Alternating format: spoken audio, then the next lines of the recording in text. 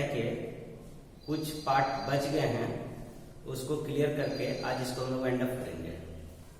तो जैसा कि हम सभी को पता है, ये किनशिप, कास्ट एंड क्लास, बंधुत्व, जाति और वर्ग, ये हम लोग प्राचीन समय के परिप्रेक्ष्य में पढ़ रहे हैं, अर्ली सोसाइटीज को पढ़ रहे हैं। तो उस समय समाज में कौन कौन सी गतिविधियां देखने को हमें मिलती है, इसे जानने का प्रयास करेंगे। और इसका हमारा स्रोत जो है 600 ईस्वी पूर्व से लेकर 600 ईस्वी सन तक का, यानी मोटे तौर पर 1000 साल का जो प्राचीन या प्रारंभिक समाज के बारे में हम जानकारी इकट्ठा करते हैं, इसका स्रोत हमें क्या मिलता है, कहां से मिलता है? महाभारत है। ये महाभारत से, जैसा कि मैंने पहले बताया था आपको, कि इससे भी कई तरह के प्रश्न पूछे जा सकते हैं। महाभारत की रचना किसने की है? इसे महाभारत क्यों कहते हैं? प्रारंभ में कितने श्लोक थे? वर्तमान समय में कितने श्लोक हैं? प्रारंभ में इसका नाम क्या था? वर्तमान समय में इसका नाम क्या है? इन सारी बिंदुओं पर हम लोग चर्चा कर चुके हैं। यहां पर हम देखते हैं प्राचीन समाज में जाति व्यवस्था बहुत जटिल थी। मनुस्मृति की जब रचना होगी, हिंदू धर्म ग्रंथ का या हिंदुओं का पहला आचार संहिता या धर्मशास्त्र या नियम कानून का संग्रह, जिसे हम मनुस्मृति कहते हैं, इसकी रचना 200 ईस्वी पूर्व से 200 ईस्वी सन के बीच में हुई। मनुस्मृति ने हिंदू समाज की जटिलताओं को और ज्यादा बढ़ा दिया है। जाति व्यवस्था को, वर्ण व्यवस्था को कर्म के आधार पर नहीं रहने दिया है और यह जन्म के आधार पर कर दिया है। इससे क्या हुआ? जन्म के आधार पर करने से योग्य और अयोग्य व्यक्तियों के बीच में कोई भेद ही नहीं रहा। वर्ण व्यवस्था के अंतर्गत हमने देखा था कि इस मानव की संरचना मनुस्मृति के अनुसार ब्रह्मा से मानी गई है और ब्रह्मा के मुख से ब्राह्मण का, भुजाओं से क्षत्रिय का, थाई से वैश्य का और पैरों से शूद्र का जन्म हुआ है। बौद्ध धर्म ग्रंथ इस चीज को नहीं मानते हैं। एक सिरे से बौद्ध धर्म में विश्वास करने वाले लोग इस संकल्पना को खारिज करते हैं और वो कहते हैं कि ऐसा हो ही नहीं सकता। इस तरह भगवान के द्वारा व्यवस्था नहीं की जा सकती है, बल्कि ये व्यवस्था ब्राह्मणवादी सोच के द्वारा किया गया है, जिसे बौद्ध धर्म ग्रंथ एक सिरे से खारिज करता है। यहां पर चारों वर्णों के काम बांट दिए गए हैं। ब्राह्मण होगा, वो केवल पढ़ाएगा लिखाएगा, यानी वेदों का पठन पाठन करवाएगा, राजा को डायरेक्शन देगा, दिशा निर्देश देगा, और क्षत्रिय जो होगा वो देश पर शासन करेगा, राजा होगा, राज्य की सीमाओं की रक्षा करेगा। वैश्य जो होगा वो व्यापार करेगा, कृषि बाड़ी भी करेगा, और जो शूद्र है, वर्ण व्यवस्था का जो निचला भाग है, वो क्या करेगा, ये तीनों वर्णों की सेवा करेगा। एक तरह की ये हायरार्की सिस्टम बनी हुई थी कि सभी वर्ग के काम निश्चित कर दिए और व्यवसाय के आधार पर अब लोग विभाजित होने लगे। जब व्यवसाय के आधार पर विभाजन था तो सही था, लेकिन जब जन्म के आधार पर हो गया तो फिर बुराई इसमें शामिल हो गई। क्या हो गया, ब्राह्मण का बेटा यदि अनपढ़ है, नालायक है, तो भी वह क्या रहेगा, ब्राह्मण रहेगा। क्षत्रिय दूसरा जाति का व्यक्ति नहीं बन सकता था, उसी जाति का लोग ही, क्षत्रिय जो होगा वही राजा बनेगा। तो इस तरह जब जटिलताएं आई, लेकिन उस समय के जो धर्मशास्त्र हैं उससे हमें यह जानकारी मिलती है, अन्य धर्म ग्रंथों से, बौद्ध ग्रंथों से यह जानकारी मिलती है कि केवल क्षत्रिय वर्ग ही राजा नहीं हुआ करता था। एक प्रश्न आता है आपका इस अध्याय में, एक महत्वपूर्ण प्रश्न है कि प्राचीन समाज में, प्राचीन व्यवस्था में क्या क्षत्रिय ही राजा हुआ करते थे? तो आपको लिखना है नहीं, प्राचीन समाज में या प्राचीन समय में केवल क्षत्रिय राजा नहीं हुआ करते थे। क्या इतना लिख देने से आपका आंसर कंप्लीट हो जाएगा? नहीं होगा, बल्कि आपको एविडेंस वहां पर देना होगा, आपको प्रूफ करना होगा, आपको सिद्ध करना होगा कि केवल क्षत्रिय शासक नहीं होते थे, केवल क्षत्रिय वर्ग से संबंध रखने वाले लोग ही राजा नहीं हुआ करते थे। इसका आपको उदाहरण देना पड़ेगा, तब आपका आंसर माना जाएगा कि आपका आंसर पूर्ण है। इसका मैं उदाहरण देता हूं आपके समक्ष। जैसे मौर्य साम्राज्य की स्थापना चंद्रगुप्त मौर्य ने किया था, और चंद्रगुप्त मौर्य को निम्न कुल के भी माने जाते हैं। क्षत्रिय वो नहीं थे ऐसा भी माना गया है। ब्राह्मण धर्म ग्रंथ क्षत्रिय नहीं मानता है। और मौर्य साम्राज्य के अंतिम शासक बृहद्रथ की हत्या पुष्यमित्र शुंग ने कर दिया, और वो उसका ब्राह्मण सेनापति था। तो ब्राह्मण शासक बन रहा है, वह भी तो क्षत्रिय नहीं है। कन्नव शासक बन रहा है, वासुदेव ने कन्नव वंश की स्थापना की थी, वो भी क्षत्रिय नहीं है। दक्षिण भारत में और पश्चिमी भारत में, यानी जो मुंबई का जो क्षेत्र है, ये वाला पोर्शन जो है, यहां पर सातवाहनों का शासन था, और सातवाहन भी क्षत्रिय नहीं है। तो आप अपने आंसर को, यदि 5 नंबर के प्रश्न में यह पूछा जाता है, तो आप इसका आंसर बता सकते हैं, और इसे आप सिद्ध करके दिखा भी सकते हैं कि प्रायः ऐसा नहीं होता था, हमेशा क्षत्रिय ही शासक होते थे, ऐसी बात नहीं थी। यह ब्राह्मणवादी व्यवस्था को आप अपने साक्ष्यों के माध्यम से आप उसमें अपनी बातों को रख सकते हैं और यह बता सकते हैं कि हमेशा ऐसा नहीं होता था। ठीक है, यहां तक ठीक है? आप इस प्रश्न को कर लेंगे।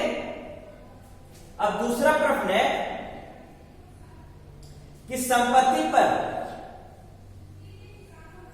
जो संपत्ति है, धन संपत्ति है, उस पर स्त्री एवं पुरुष के समान अधिकार थे।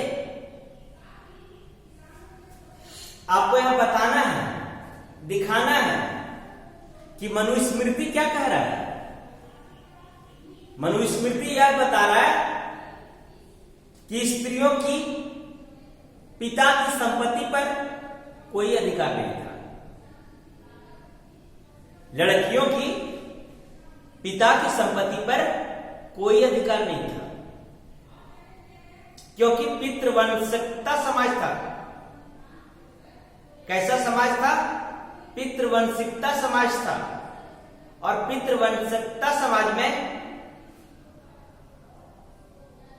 पैटर्नलिस्ट सिस्टम में पिता के बाद उसके पुत्र का अधिकार होता था, वो संपत्ति रहे या राजगद्दी रहे।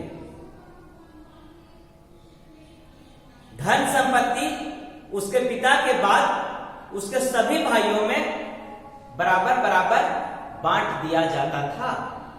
ये अलग बात है कि ज्येष्ठ पुत्र को कुछ विशेष अधिकार प्राप्त थे। ज्येष्ठ पुत्र मतलब बड़े भाई को, बड़े भाई को विशेष अधिकार प्राप्त होते थे, क्योंकि बड़ा भाई एक अभिभावक की भूमिका को परिवार में निभाता था। बड़े भाई पिता के दायित्व का निर्वहन करता था, इसलिए उन्हें कुछ विशेष अधिकार दिए जाते थे। लेकिन सभी भाइयों में इक्वल डिस्ट्रीब्यूशन होता था, समान रूप से बांट दिया जाता था। वहीं पर महिलाओं को अधिकार नहीं दिया जाता था। हाँ, महिलाओं को कैसे संपत्ति पर अधिकार था? जब लड़कियों की शादी होती है और उनकी शादी के बाद जो सारे सामान, गहने जेवर अपने साथ लाते हैं, उसे स्त्री धन कहा गया है। स्त्री धन कहा गया है। और उस स्त्री धन पर महिलाओं का या उस स्त्री का अधिकार होता था, जो उसको उसके पिता ने दान करने वक्त, विदाई देने वक्त दिया होता था। लेकिन यहीं पर मनुस्मृति में यह भी बताया गया है कि महिलाएं कोई ऐसा संपत्ति संग्रह नहीं कर सकती थी जो उसके पति की जानकारी में नहीं हो। प्राचीन समाज का वर्तमान समय से यदि आप तुलना करेंगे तो स्थिति में आसमान और जमीन का अंतर दिखाई देगा। दिखाई देता है ना? आज कई महिलाएं अपने पैरों पर निर्भर हैं, अपने ऊपर निर्भर हैं। आज सरकार विमेन्स एम्पावरमेंट की बात करती है, महिला सशक्तिकरण की बात करती है, और उस समय महिलाओं को अधिकार भी संपत्ति पर नहीं दिए जाते थे। है ना विरोधाभासी बातें? लग रहा होगा कि उस समय महिलाओं की स्थिति कैसी रही होगी। निश्चित रूप से हड़प्पा सभ्यता में महिलाओं की स्थिति अच्छी है, ऋग वैदिक समय तक महिलाओं की स्थिति अच्छी है, लेकिन उत्तर वैदिक काल के बाद से महिलाओं की स्थिति में गिरावट आने लगती है। ठीक है? और अभी तक पुरुषों के बराबर नहीं आ पाई। सरकार और विभिन्न संगठन इस दिशा में प्रयास कर रही है। अभी पहले की तुलना में बहुत अच्छी स्थिति है महिलाओं की, लेकिन हम उस संदर्भ में बात कर रहे हैं, उस समय में बात कर रहे हैं। आज से लगभग 1-1,500 वर्ष पहले की बात कर रहे हैं। साथ ही एक अन्य उदाहरण भी हमको मिलते हैं, जो वाकाटक नरेश रुद्रसेन द्वितीय की पत्नी प्रभावती गुप्त हैं। और प्रभावती गुप्त को हम देखते हैं कि अपने पति के बाद वो वहां की शासिका बनी और काफी धन संपत्ति को संचय कर रही है, दान भी दे रही है। तो आपको हिस्ट्री में बताना पड़ेगा। आप किसी एक विचारधारा को, एक चीज को पकड़कर आप अपने आंसर को नहीं लिख सकते हैं। आपको सकारात्मक और नकारात्मक, पॉजिटिव नेगेटिव दोनों बातों पर ध्यान देना है, और दोनों तरह के उदाहरण को आपके आंसर में पुट होना है। दोनों तरह की बातें आपको दिखानी है कि केवल ये कहते हैं, मनुस्मृति कहता है नहीं था अधिकार, तो वहीं पर तो प्रभावती गुप्ता का आपको मिल जाएगा उदाहरण जो बताएगा कि महिलाओं को अधिकार था, महिलाओं की स्थिति अच्छी थी। एक से एक विदुषी महिलाएं भी हुई हैं उस दौर में।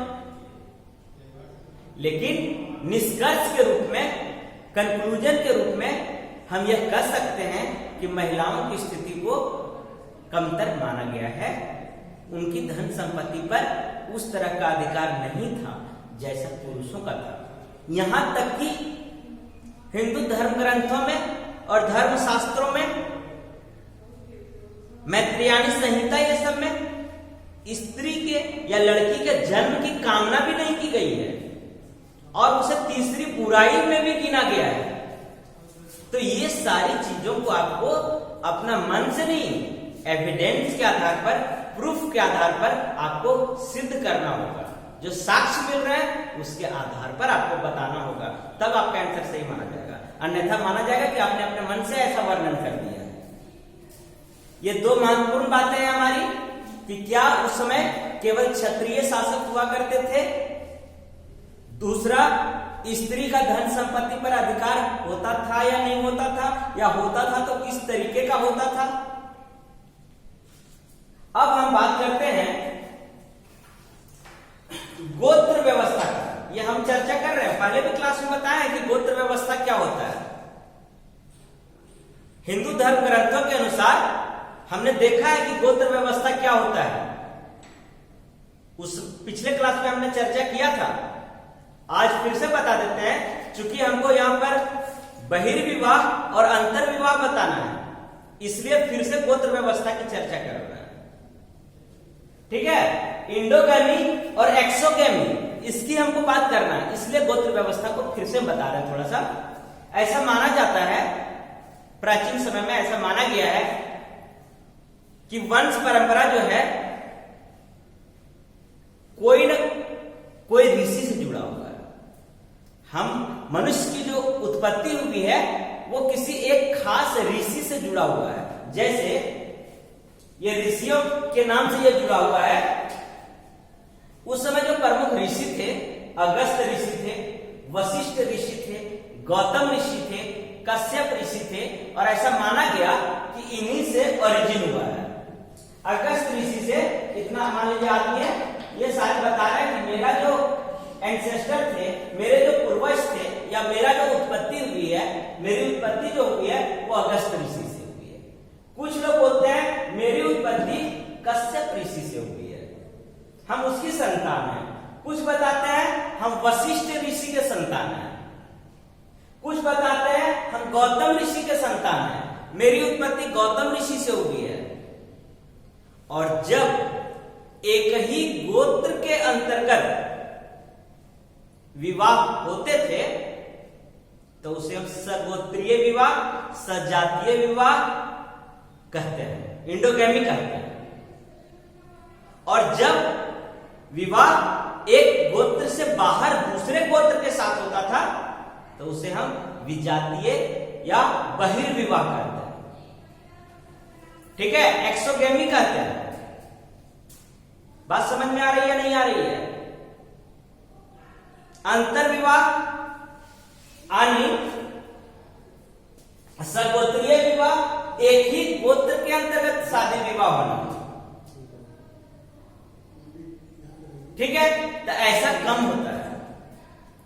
सब आजकल भी रिश्ता नाता जब जुड़ने लगता है, लड़की के लिए लड़के खोजे जाते हैं या लड़के के लिए लड़कियां खोजी जाती है, तो पहले ये देख लिया जाता है कि वो मेरा कहीं भाई या बहन तो रिश्ता में नहीं आ रहा है। यदि भाई या बहन रिश्ता में आ रहा है तो फिर शादी नहीं होगी। दूर दूर तक पता कर लिया जाता है। वहीं पर दक्षिण भारत में कई ऐसे उदाहरण भी मिले हैं जहां पर चचेरे, ममेरे, फुफेरे, भाई बहन के बीच में विवाह हुए हैं। ठीक है, यह सगोत्रीय विवाह हो गया। और एक्सोगेमी या विजातीय या एक गोत्र से दूसरे गोत्र के बीच में शादी विवाह करना, यह बहिर्विवाह कहलाता है। ठीक है, हमने बताया था आपको विवाह के प्रकार, वो अलग है। ठीक है, टाइप्स ऑफ मैरिज जो मैंने पिछले क्लास में बताया कि 8 प्रकार के विवाह होते हैं। 4 प्रथम उत्तम श्रेणी के विवाह और 4 जो बाद के हैं वो निम्न श्रेणी के विवाह, उसकी बात हम नहीं कर रहे हैं, ये गोत्र के आधार पर हम बात कर रहे हैं। ठीक है, वो तो 8 प्रकार हैं ही। विवाह के कितने प्रकार यदि पूछे जाते हैं तो आपको वो आंसर लिखना है। 8 प्रकार के विवाह थे।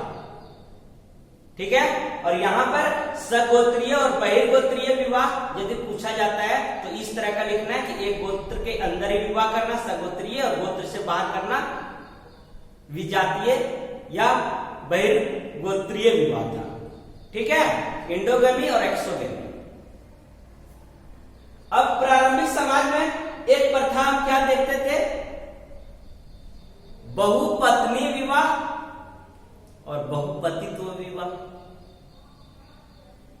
ठीक है, पॉलीगेमी और पॉलीगैंट्री। पॉलीगेमी क्या था, बहुपत्नी विवाह क्या था, मतलब एक पुरुष के एक से अधिक पत्नियां होती थी। ठीक है, आप आजकल रामायण देख रहे होंगे सीरियल में। रामायण में क्या देख रहे हैं हम, जनक के जो संधि है राजा दशरथ, राजा दशरथ की कितनी पत्नियां हैं, 3 पत्नियां हैं, है या नहीं है, कौशल्या, केकई और सुमित्रा। और वर्तमान समय में भी यदि मुस्लिम परिवार में देखें, सभी में नहीं, कुछ में आपको दिखाई दे सकता है कि एक से अधिक पत्नियां भी होती हैं। यह था बहुपत्नीत्व विवाह, मतलब जिस पुरुष के एक से अधिक पत्नी होती थी उसे हम बहुपत्नीत्व विवाह कहते थे। वहीं पर ऐसे भी उदाहरण मिले हैं जहां पर एक स्त्री के कई पति हुआ करते थे। अभी संयोग से रामायण खत्म हुआ तो महाभारत भी चल रहा है, सीरियल में आ रहा है ना लॉकडाउन में महाभारत। और महाभारत में हम क्या देख रहे हैं, द्रौपदी की कितनी पति हैं, द्रौपदी के कितने पति हैं, 5 पति हैं, 5 पांडव, है या नहीं है। और ये हम अपने मन से नहीं कह रहे हैं, महाभारत में जो साक्ष्य मिले हैं, महाभारत इसका वर्णन कर रहा है। और अभी भी वर्तमान समय में भी नॉर्थ ईस्ट में टोडा जनजाति है, टोडा जनजाति में भी ऐसी प्रथा है कि एक स्त्री के कई पति हो सकते हैं। ये छोटी छोटी टर्म है जो हमें समझना है किंगशिप, कास्ट एंड क्लास में। इस चैप्टर में हमें समझना है इन सारे बिंदुओं को, इसके बाद ही आप अपने आंसर को और ज्यादा अच्छा से कर पाएंगे। आपका कॉन्सेप्ट क्लियर हो जाएगा तो किसी भी तरह के प्रश्न यदि पूछे जाते हैं आप अपने विवेक से उस प्रश्न का उत्तर कर सकते हैं। ये छोटे छोटे टर्म लेकिन महत्वपूर्ण उपयोगी टर्म है जिसे समझना जरूरी है। और इस अध्याय में हमें कुछ अलग चीज वैसा नहीं पढ़ना है, केवल समाज के बारे में पढ़ना है। लेकिन चूंकि पहले का पढ़ना है इसलिए थोड़ा सा हमें टफ लग रहा होगा। बड़ा ये चैप्टर सभी को टफ लगता है कि क्या हम पढ़ रहे हैं, लेकिन आप यदि बारीकी से पढ़ेंगे, केवल महाभारत को यहां पर रख लेंगे और मनुस्मृति को, आपका सारा आंसर हो जाएगा। ठीक है,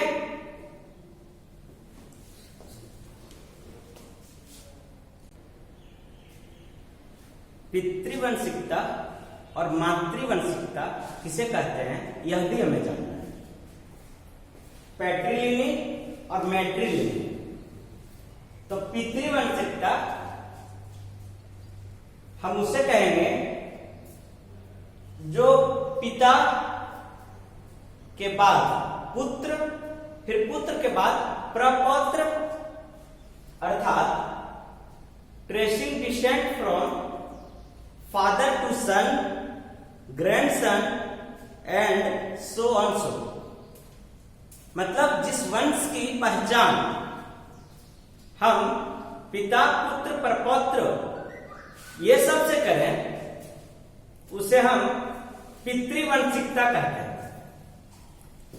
मतलब पुत्र की प्रधानता है। कहने का मतलब क्या है? पुत्र की प्रधानता है। तो प्राचीन समय में एक प्रश्न आता है कि प्राचीन समय में पितृवंशिकता क्यों महत्वपूर्ण थी? तो इसका एक आंसर यह हो सकता है कि उस समय सत्ता में विभाजन करने में सहूलियत होने के कारण या राजगद्दी पर पुत्र को बैठाने के कारण ऐसी व्यवस्था की गई थी कि उसका उत्तराधिकार पुत्र के पास ही रहे।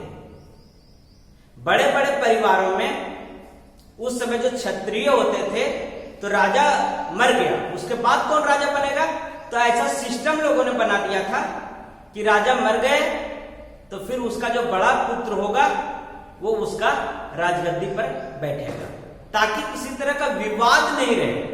इसलिए हिंदू धर्म ग्रंथ के माध्यम से इस चीज पर बल दिया गया था कि आने वाले समय में शांति बनी हुई रहेगी। ठीक है। दूसरा, मातृवंशिकता, मतलब जिस परिवार का, जिस वंश को हम मां के माध्यम से, मदर के माध्यम से ट्रेस कर पाते हैं, या जहां पर मां की प्रधानता में दिखाई देती हो, मां का महत्व दिखाई देता हो, उसे मातृवंशिकता कहेंगे। इसे समझाने के लिए कि पितृवंशिकता और मातृवंशिकता क्या है, मैं उदाहरण देता हूं। आप अपने घरों में भी देखते होंगे कि सारे डिसीजन, ग्रामीण क्षेत्रों में खास करके, शहरी क्षेत्र में तो अब महिलाएं चूंकि पढ़ लिख गई हैं, वो मैं आगे लास्ट कंक्लूड करूंगा, उसमें बताऊंगा कि सोशल स्टेटस, सामाजिक परिस्थिति किसको कहते हैं, कैसे चेंज होता है, वो बात करेंगे। लेकिन आपको मैं समझा रहा हूं मोटे तौर पर कि आपके घरों में भी सारा डिसीजन कौन लेते हैं? पिता लेते हैं। ये सभी के लिए मैं नहीं कह रहा हूं, आपके किसी किसी के घर में ऐसा होगा कि मां ही डिसीजन लेती होगी या दोनों मिल करके लेते होंगे। लेकिन हम प्राचीन समाज की बात कर रहे हैं कि अधिकतर घरों में जो निर्णय लिए जाते थे वो कौन लेता था? पिता लेता था। कोई भी व्यक्ति, कोई भी बच्चे का नाम क्या कहा जाता था कि उस आदमी का बेटा है, ये किसका बेटा है? उसका बेटा है। आप सुने कि उस आपकी मां का नाम लेकर के बोला जाता होगा कि उसका बेटा है? नहीं सुनते होंगे। ये क्या बता रहा है कि समाज में किसकी प्रधानता है? पुत्र की प्रधानता है। पुत्र की कामना की गई है। धर्मशास्त्रों में, हिंदू धर्मशास्त्रों में देखेंगे, वैदिक पीरियड जब पढ़ेंगे आप, वैदिक काल, तब पुत्र की जन्म के लिए कामना की गई है, और वहीं पर पुत्रियों के जन्म को अभिशाप तक माना गया है। ठीक है।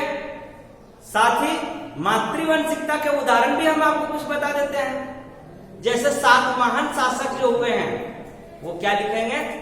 गौतमी पुत्र सातकर्णी, वशिष्ठ पुत्र पुलिमावी। ये क्या बता रहा है कि मां का नाम भी वो अपने नाम के पहले लगा रहे हैं, जो मां के महत्व को दिखा रहे हैं। इसका मतलब ये नहीं कि 7 महान में जो शासक बनता था वो पुत्र बनता था। ये अलग बात है कि मां कितनी महत्वपूर्ण है, ये हम बता रहे हैं कि अपने नाम के पहले वो मां का नाम को लिख रहे हैं। लेकिन राजगद्दी पुत्र को ही दिया जाता था। सिंधु घाटी सभ्यता में हम पढ़े थे कि वो मातृसत्तात्मक समाज था, स्त्रियों की प्रधानता थी। तो ये सब चीज हमें जानना है। ठीक है। अब बात है जाती है सोशल मोबिलिटी की। मोबिलिटी का मतलब क्या होता है? गतिशीलता। मोबिलिटी का मतलब क्या है? गतिशीलता। समाज में गतिशीलता लानी है, जाति में गतिशीलता लानी है। वो कैसे आएगा? अब वर्तमान समय में देखेंगे, सामाजिक परिस्थिति प्राचीन समय की तरह नहीं है। एम.एन. श्रीनिवास बहुत बड़े सोशियोलॉजिस्ट हैं, बहुत बड़े समाजशास्त्री हैं, जो बताते हैं कि नीचे वर्ग के लोग भी यदि उच्च वर्ग के लोगों की तरह का व्यवहार करें तो उसमें भी कई तरह के बदलाव देखे जा सकते हैं। संस्कृतिकरण, हम दूसरे से प्रभावित होकर यदि वैसा काम करने लगते हैं, जैसे ऐसा माना जाता था कि जो उच्च वर्ग के लोग थे वो वेजिटेरियन थे, तो निम्न वर्ग के लोग भी यदि उस चीज को एडॉप्ट कर लेते हैं तो उसमें भी तो आ गया वो गुण। वो पूजा पाठ करते थे उच्च वर्ण के लोग, निम्न वर्ण के लोग भी पूजा पाठ करने लगे, तो वो भी तो गुण आ गया उसमें, एडॉप्ट कर लिया ना समाज से, एक दूसरे से सीख गया, तो इसका भी स्तर क्या है, अब परिवर्तित हो रहा है। और शिक्षा के माध्यम से हम इसमें काफी बदलाव ला सकते हैं। वर्तमान समय में जो ये एक तरह की जो प्राचीन व्यवस्थाएं थी उसमें हम परिवर्तन ला सकते हैं। ठीक है, कई तरह के परिवर्तन उसमें ला सकते हैं। कोई नीचे वर्ग का लोग है, अभी का जो व्यवस्था है, अभी का जो विभाजन है कास्ट का, तो अब वैसा नहीं है ब्राह्मण क्षत्रिय वैश्य और शूद्र की तरह। अब क्या है, सामान्य वर्ग, ओबीसी, या उसमें भी BC1 BC2 ST SC। प्राचीन समय में हम देख रहे हैं अनटचेबिलिटी थी, इस अध्याय में पढ़ना है, आउटकास्ट होते थे। और अभी कोई यदि निम्न वर्ण का व्यक्ति है, वो आपका प्रिंसिपल ही है मान लो, तो क्या तुम नहीं जाओगे? जाओगे। तुम उच्च वर्ण के छात्रों मान लेते हैं और तुम्हारा प्रिंसिपल या टीचर ही निम्न वर्ण का है, लोअर कास्ट है, तो क्या आप नहीं जाएंगे? जाएंगे, क्योंकि वर्तमान समय में शिक्षा ने उस व्यवस्था को ध्वस्त कर दिया है। प्राचीन मान्यताएं जो थी, जो गलत मान्यताएं थी, जो सामाजिक कुरीतियां थी, उसको ध्वस्त कर दिया है। और इसमें सामाजिक मोबिलिटी के दो भाग माने जाते हैं, विद्वानों ने बांटा है, हॉरिजॉन्टल और वर्टिकल। ठीक है, अपना परिस्थिति, अपना स्टेटस कोई कैसे सुधारता है, तो इसे दो भाग में हम बांट करके देख सकते हैं। हॉरिजॉन्टल है, अच्छे पद पर है गिरिडीह में, और उसका ट्रांसफर हो गया रांची, हजारीबाग। पद नहीं बदला, केवल व्यक्ति का स्थान बदल गया, तो स्थैतिक परिवर्तन हुआ, स्थान का गतिशीलता हुआ, ये एक जगह से दूसरे जगह चला गया। और एक मानते हैं वर्टिकल मोबिलिटी, क्षैतिज और लंबवत गतिशीलता।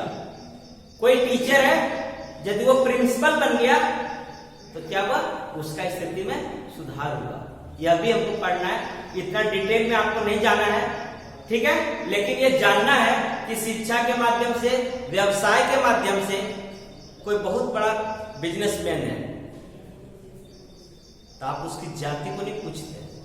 कोई बहुत बड़े पद पर है, आप उसकी जाति से नहीं पूछते हैं कि वो किस जाति का है, आप उसके पद के बारे में पूछते हैं। ये सब समाज में अपना स्थिति को सुधारने के लिए वर्तमान समय में शिक्षा बहुत महत्वपूर्ण साधन है।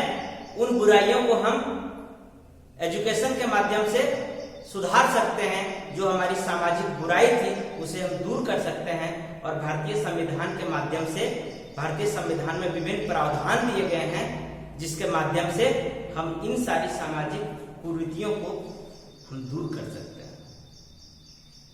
ठीक है, तो आपको ये नहीं पूछा जाएगा कि आप कैसे इसमें सुधार कर सकते हैं। आपका नॉलेज को थोड़ा विस्तृत करने के लिए केवल मैं बता दे रहा हूं इस चीज को, कि इस चीज को आजकल प्रतिबंधित किया गया है, अनटचेबिलिटी, ये सबको, क्योंकि बात के दरमियान ये सब बातें आ जाती हैं, तो ये सब चीजें अभी नहीं है। ये प्राचीन समाज में हुआ करता था, उसकी हम बात कर रहे हैं।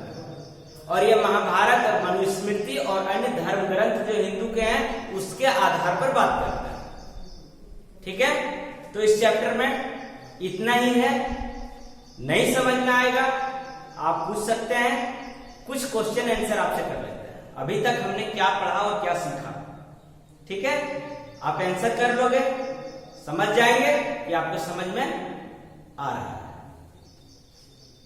जैसे 2 नंबर के प्रश्न आपसे ये पूछे जाते हैं कि हिंदू धर्म ग्रंथ के या हिंदुओं के 2 महाकाव्य कौन हैं? ठीक है, 2 नंबर में ये प्रश्न आता है। तो महाकाव्य, 2 महाकाव्य के नाम लिखें, तो रामायण और महाभारत। रामायण की रचना किसने की है? महर्षि वाल्मीकि ने। और कई लिखे गए हैं, तमिल का कंबन, तमिल रामायण भी है, बांग्ला में भी रामायण है, लेकिन जो आंसर आपको यहां करना है वो महर्षि वाल्मीकि आपका आंसर रहेगा। रामायण की रचना महर्षि वाल्मीकि ने की है। ऑब्जेक्टिव के लिए मैं बता रहा हूं। दूसरा प्रश्न, महाभारत की रचना किसने की है? ऑब्जेक्टिव का आंसर मैं बता रहा हूं, महर्षि वेदव्यास। और यदि ये सब्जेक्टिव में आता है कि महाभारत का किस तरीके से संस्मरण किया गया है, किसने किया शुरू, तब वो अलग आंसर होगा सब्जेक्टिव में। 5 नंबर वाले में अलग आंसर हो जाएगा, क्योंकि वहां पर कई सारे चीजों का वर्णन करना पड़ेगा। भाट सारथी का नाम आएगा, महर्षि वेदव्यास का नाम आएगा, कई ब्राह्मणों का नाम आएगा। 1919 में बीएस सुखथांकर ने इसका संस्मरण तैयार करना शुरू किया, वो सब का नाम आएगा। लेकिन यहां पर ऑब्जेक्टिव में आपको महर्षि वेदव्यास पिक करना है। मनुस्मृति की रचना किसने की है? तो मनु ने मनुस्मृति की रचना की है। कब मनुस्मृति की रचना हुई है? तो 200 ईस्वी पूर्व से 200 ईस्वी सन तक के बीच में, ठीक है? अगला प्रश्न, महाभारत में प्रारंभ में कितने श्लोक थे और वर्तमान में कितने श्लोक हैं? तो महाभारत जब शुरुआत किया गया था उस समय 8,800 श्लोक थे और वर्तमान समय में 1 लाख से ज्यादा श्लोक है। और जब 8800 श्लोक थे तब जय संहिता नाम था और वर्तमान में महाभारत इसका नाम है, ठीक है? प्रभावती गुप्त किस वंश से संबंधित थी? तो ये गुप्त नरेश की बेटी है, चंद्रगुप्त द्वितीय की, लेकिन शादी किससे हुआ है? वाकाटक नरेश रुद्रसेन द्वितीय से, ठीक है बच्चों? आप इसे पढ़ें, नहीं समझ में आए आप पूछेंगे फिर अगली क्लास में। आज के लिए इतना ही, धन्यवाद।